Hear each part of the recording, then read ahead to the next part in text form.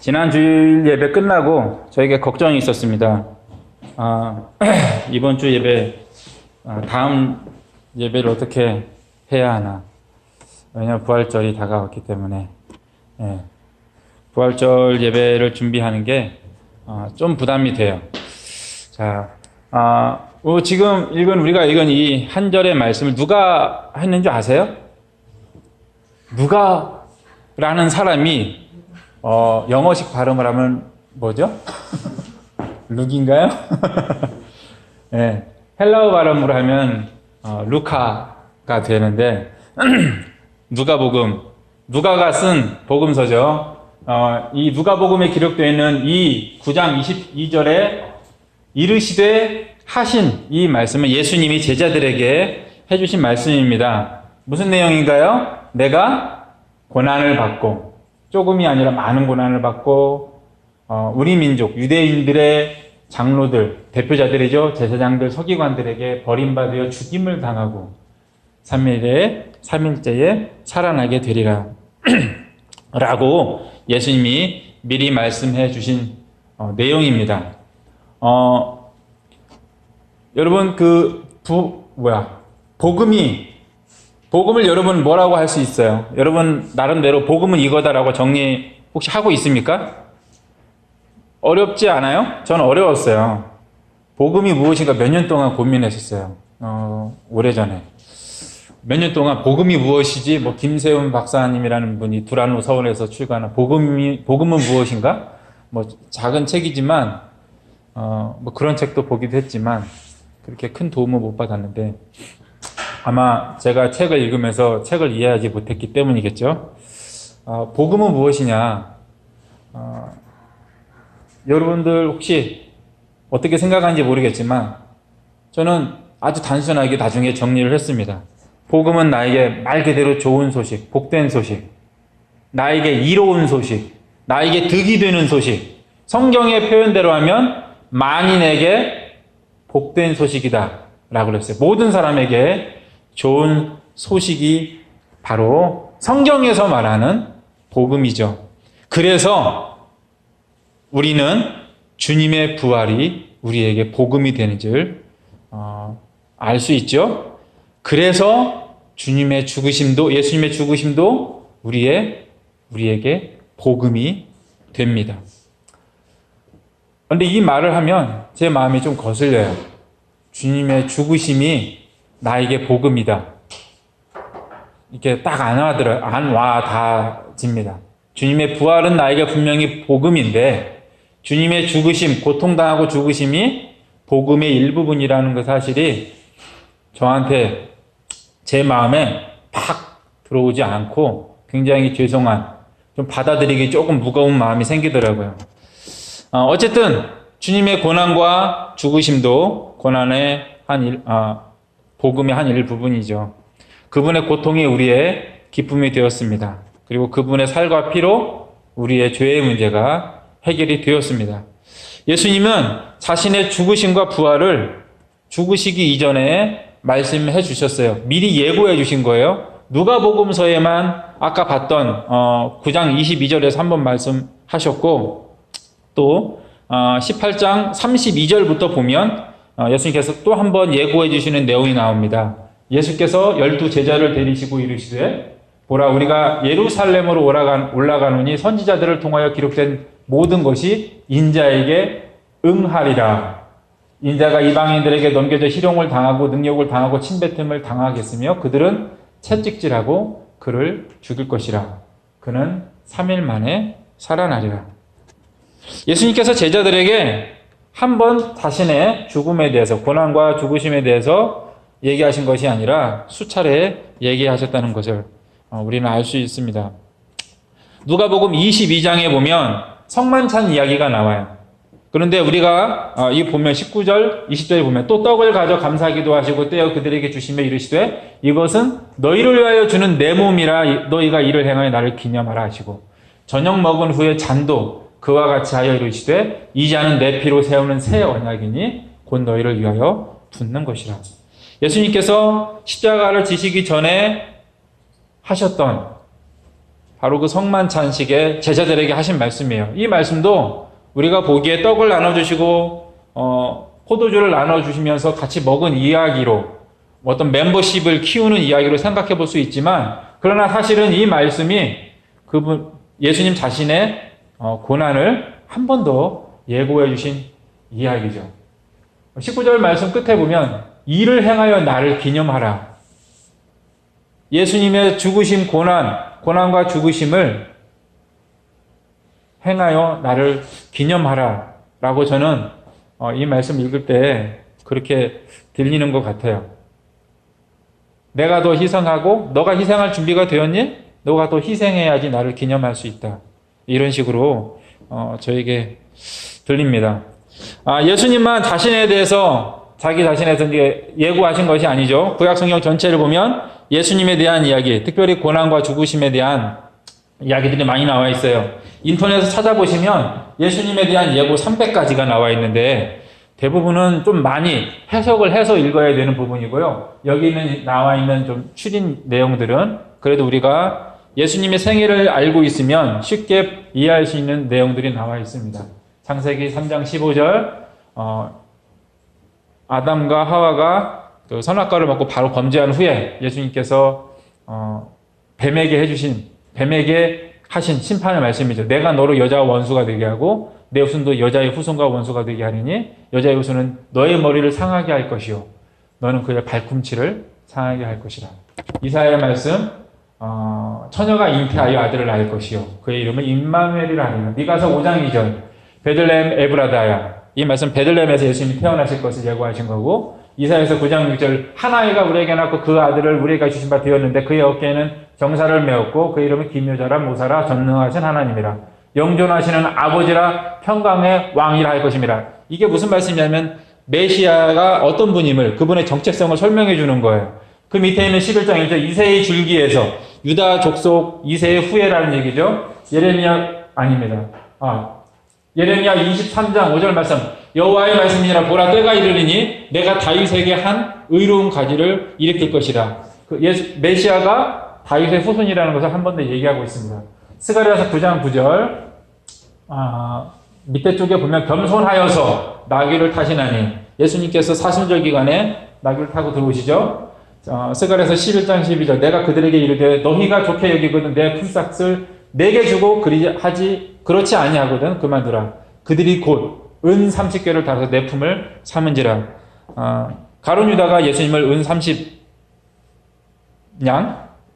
30개에 예수님을 팔았죠. 스가랴서 11장 13절 여호와께서 내게 이르시되 그들이 나를 헤아린 바 그 삭슬 토기장이에게 던지라 하시기로 내가 곧 그 은 30개를 여호와의 전에 토기장이에 던지고. 이 말씀도 같은 내용이죠. 뒤에 또 있나요? 끝인 것 같아요. 성경에는 창세기부터 말라기서까지 예수님에 대한 수많은 내용이 사실 그거를 다 그냥 성경 전체라고 할 만큼 정말 많은 내용의 메시아, 그리스도, 예수 그리스도에 대한 예고가 마치 직소 퍼즐처럼 우리가 이렇게 직소 퍼즐처럼 조각 퍼즐처럼 예고되어 있어요. 왜 예수님에 대해서 메시아에 대해서 하나님은 예고해 주셨을까요? 왜 구약 성경 전체를 통해서 예수님이 오실 것을 예고해 주셨을까요? 왜 그렇게 오랫동안 예고해 주셨을까요? 우리가 예고하는 이유가 있습니다. 미리 예고해 주는 이유가 있어요. 방송에서, TV에서도 여러분이 좋아하는 영화 또는 연예인들 어디에 나온다 예고해 주는 이유가 있죠. 준비해라. 와서 봐라. 이거 재밌다. 이거 좋은 거야. 너가 원하는 것이지? 라는 내용이에요. 당신에게 필요한 것이다. 라는 내용이죠. 예고 기간을 미리 예고를 하기도 하지만 길게 주기도 하지만 유예 기간이라는 것도 있습니다. 여러분 잘 모르는 거겠지만 약간 미뤄두는 거죠. 예고하고 공고문을 붙이고 유예 기간을 두는 이유는 너희가 그것을 할 때 틀리지 않게 정확하게 준비하라는 이유에서 그것을 하는 것이죠. 당신이 그것을 반드시 받아야 되기 때문에, 당신에게 그것이 유익하기 때문에 꼭 이것을 챙겨가라. 이것을 받아가라. 이것을 접수해라. 주 예수 그리스도를 믿어라. 라는 의미로 하나님께서는 우리에게 그렇게 길게 예고를 해 주신 것이죠. 우리 영화 포스터 같은 걸 보면 포스터 안에 영화가 언제 개봉한다고 예고가 되어 있는데 또 그 내용 안에, 그 포스터 안에 많은 내용들이 들어가 있습니다. 감독은 누구고, 영화를 만든 제작사는 어디고, 출연자는 누가 나오고, 뭐 그런 것들 나오죠. 예수님에 대한 예고도 마찬가지예요. 아마 예수님에 대한 예고의 제목은 막 그리스도 또는 메시아가 될 것 같아요.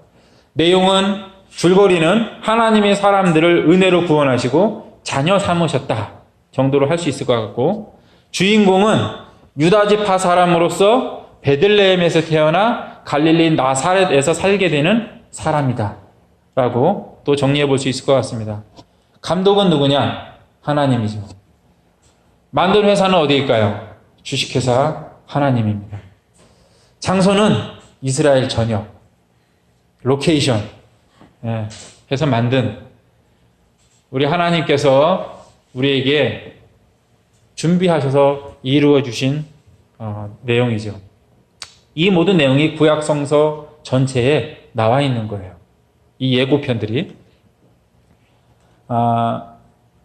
이렇게 예고하고 공고하신 이유, 아까도 말씀드렸지만 똑같습니다. 준비해라. 이건 진짜다. 이건 정말 너에게 필요한 거야. 이건 정말 중요한 거야. 동영상 하나 보실게요.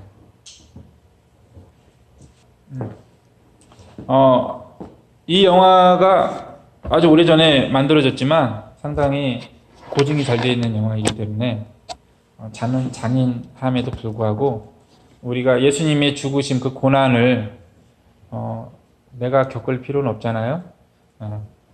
하지만 우리 신앙생활에 있어서 예수님의 고난을 너무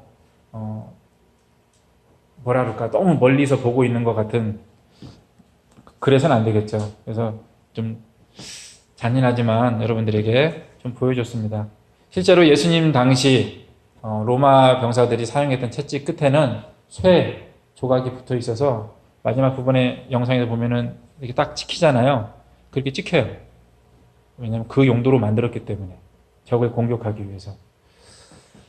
예수님께서 채찍을 맞았다고 하는 것은 그냥 가죽 채찍이 아니에요. 그건 기본이죠. 얇은 회초리에 불과한 거예요. 우리가 생각하는 회초리는. 예수님께서 그렇게 고난을 당하셨습니다. 매일 맞으셨다라고 하는 그 말씀은 우리가 생각하기에 그렇게 밋밋한 고난은 아니었습니다. 그리고 그 말씀하신 대로, 예고하신 대로 되었어요. 말씀이 반드시 이루어지죠. 예고대로 오셨고 예고대로 고난을 받으셨는데 사람들의 반응도 예고대로 되었어요. 예고대로 사람들이 믿지 않았습니다. 그렇게 길게 여러 번 오랫동안 반복해서 예고하시고 공고하셨음에도 믿는 사람과 안 믿는 사람들이 있었습니다. 많은 사람들이 제자가 되기도 했지만 예수님을 공격하는 사람들도 많이 있었습니다. 이렇게 믿는 사람과 안 믿는 사람은 예수님과 함께 십자가에 달렸던 두 사람에게도 있었어요. 여러분, 예수님이 십자가에 죽으실 때 양쪽 옆에 두 사람이 있었다는 것을 알고 있나요? 네, 양쪽 옆에 죄인 두 명이 있었습니다. 누가복음 23장 39절부터 보면 달린 행악자 중 하나는 비방하여 이르되 내가 그리스도가 아니냐 너와 우리를 구원하라 라고 말을 했어요. 40절에 보면 하나는 그 사람을 꾸짖어 이르되 내가 동일한 정죄를 받고서도 하나님을 두려워하지 아니하느냐. 우리는 우리가 행한 일에 상당한 보응을 받는 것이니 이에 당연하거니와 이 사람이 행한 것은 옳지 않은 것이 없느니라 하고 이르시되 예수여 당신의 나라에 임하실 때에 나를 기억하소서 하니 예수께서 이르시되 내가 진실로 내게 이르노니 오늘 내가 나와 함께 낙원에 있으리라 하시니라. 예수님과 함께 십자가에 달려 죽어가고 있던 두 사람 가운데에도 예수님을 믿는 사람이 있었고 믿지 않는 사람이 있었어요. 내가 어떤 상황에 있기 때문에 믿기가 어렵다라는 것은 그래서 신뢰할 수 없는 말이에요.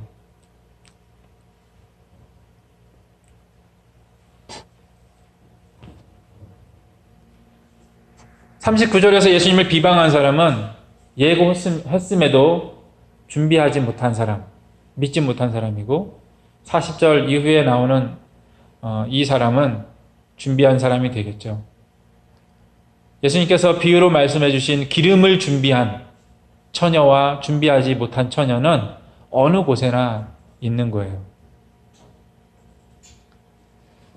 준비한 사람은 어떤 사람입니까? 이 사람은 고통 중에 자기도 죽어가고 있었잖아요. 그런데 그 순간 그때에 하나님의 뜻과 섭리를 기억하고 있었습니다. 그 사람이 죄인이었어요. 뭔가 나쁜 짓을 크게 한 거예요. 정말 믿음은 언제 어느 때 상관없이 어느 상황이든 어떤 상태에서든 존재할 수 있음을 보여주는 모습이 되는 것 같아요. 그런데 그가 준비할 수 있었던 이유가 무엇일까? 이 성경 안에서는 굉장히 짧게 지나가거든요. 한 절, 몇 구절 되지 않아요. 이 지나가는 이 이야기 속에서 이 사람은 어떻게 그 순간에 이 믿음을 가질 수 있었을까? 내 몸에 못이 박히고 내 몸이 십자가에 달려서 못에 의지해서 축 처져 고통스러운데 어떻게 그 순간에 하나님께서 예고하신 그리스도를 기억할 수 있었을까? 그 죄인이.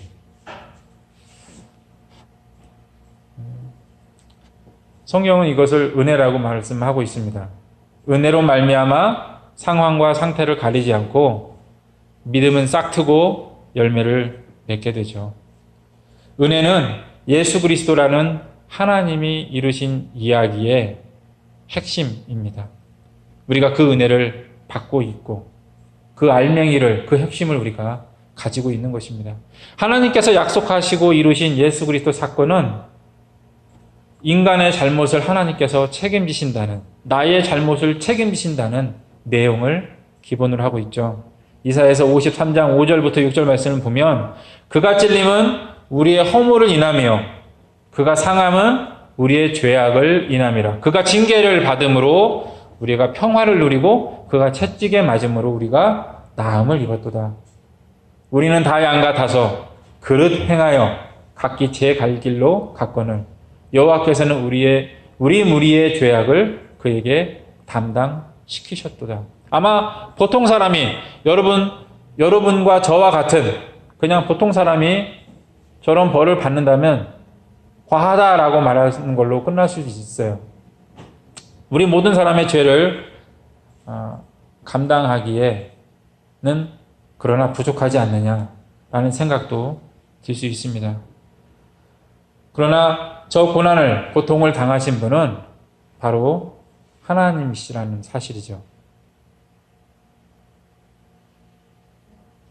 저런 일과는 전혀 상관이 없는, 사람으로서도 저런 일을 당하는 사람은 드물어요. 그렇죠? 그 옛날에도 드물었을 거예요.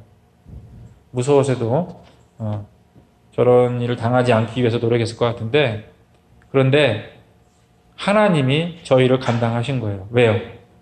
우리를 위하여, 나와 여러분을 위하여 저희를 짊어지셨다라고 성경에서 예고해 주셨습니다. 예수님이 매 맞고 십자가에 달려 큰 고통 가운데 죽으신 것이 예수님 이야기의 단은 아니죠. 예수님의 고통과 십자가는 우리를 위한 희생이었는데 우리를 위한 그 은혜의 절반에 해당이 되죠. 우리의 죄를 대신 짊어지신 예수님의 이 은혜를 우리가 기억해야 되는데, 그분이 받으신 고난도 기억해야 되고 그분의 죽으심과 부활도 우리가 함께 기억해야 됩니다. 두 번째 영상 보겠습니다. 예수님은 자신의 삶에 대해 이렇게 말씀하셨습니다. 요한복음 10장 10절 말씀 보면, 내가 온 것은 양으로 생명을 얻게 하고 더 풍성히 얻게 하려는 것이라. 요한복음 12장 47절 말씀, 사람이 내 말을 듣고 지키지 아니할지라도 내가 그를 심판하지 아니하노라. 내가 온 것은 세상을 심판하려 함이 아니요 세상을 구원하려 함이로라. 요한복음 19장 30절을 보면 예수님은 십자가상에서 다 이루었다라고 말씀해 주셨습니다. 그분의 오신 목적, 양을 구원하고 죄인을 구원하기 위해서 오신 이유가 완성되었음을 우리에게 분명하게 선언해 주신 말씀입니다. 우리가 믿고 있는 예수님, 우리가 가지고 있는 믿음은 안개 속에 있는 보이지 않는 것을 믿는 것이 아니고 실제를 믿는 거예요. 우리가 예수님의 부활절을 기념하는데, 부활절을 기념하는 것은 우리의 구원이 이루어졌음을 믿는 것입니다. 예수님의 고난을 여러분들이 저렇게 똑같이 따라할 필요는 없습니다. 하나님이 그것을 하라고 하신 적도 없고, 오히려 주님께서는 우리에게 기뻐하라고 말씀하셨습니다. 예수님의 죽으심과 그 고난 그리고 부활이 여러분들 마음 가운데 실제로 좀 받아들였으면 좋겠어요. 나의 신앙생활이 뭐라 그럴까요?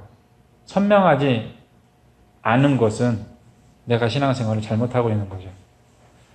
여러분 무엇을 믿고 있습니까? 여러분은 어떤 내용을 믿음의 내용으로 갖고 있어요?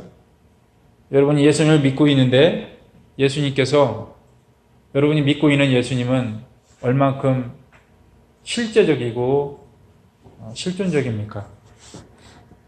악수할 때 사람 손을 느끼는 것처럼 내가 믿고 있는 예수님, 그분이 이루신 일, 내가 받은 은혜가 여러분의 삶에 그렇게 만져지는 것인가요? 꿈속에서 보았던 그런 내용이 아니라 여러분들 삶 가운데 적용되어야 할